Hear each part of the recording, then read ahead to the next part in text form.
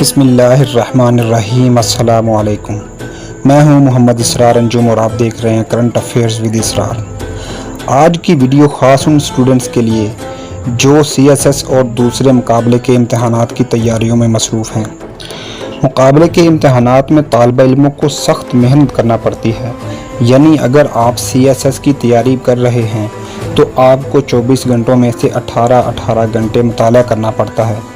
History, national اور international relations میں خاص عبور حاصل کرنا ضروری ہوتا ہے، جس کے لیے معیاری کتب کا مطالعہ کرنا انتہائی ضروری ہوتا ہے۔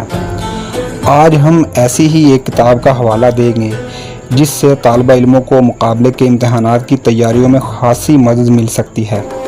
حال ہی میں شائع ہونے والی کتاب دی ریفارمز، جس کے مصنف میاں ماجد علی افضل ہیں، نیشنل اور انٹرنیشنل افیئرز میں ایک مکمل اور جامع کتاب ہے۔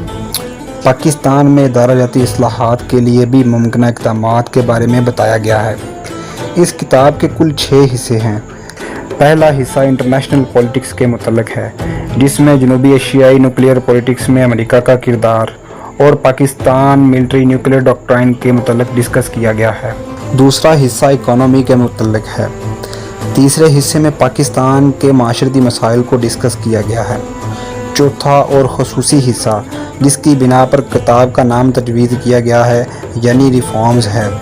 اس میں پاکستان کو درپیش 7 بڑے چیلنجز، سوشل سائنسز کی اہمیت، پولیس اصلاحات، ایجوکیشن اصلاحات، انتخابی اصلاحات اور پلاسٹک ویسٹ کا سڑکوں کی تعمیر میں استعمال پر جامع اور مکمل روشنی ڈالی گئی ہے۔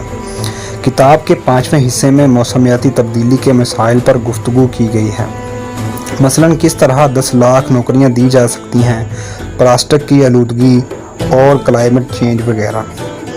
چھٹے حصے میں Allama Iqbal as a change agent اور the first constitution of the world شامل ہیں۔ نئی سوچ پبلشر کی جانب سے شائع کردہ کتاب دی ریفارمز کی مقبولیت میں دن بدن اضافہ ہوتا جا رہا ہے۔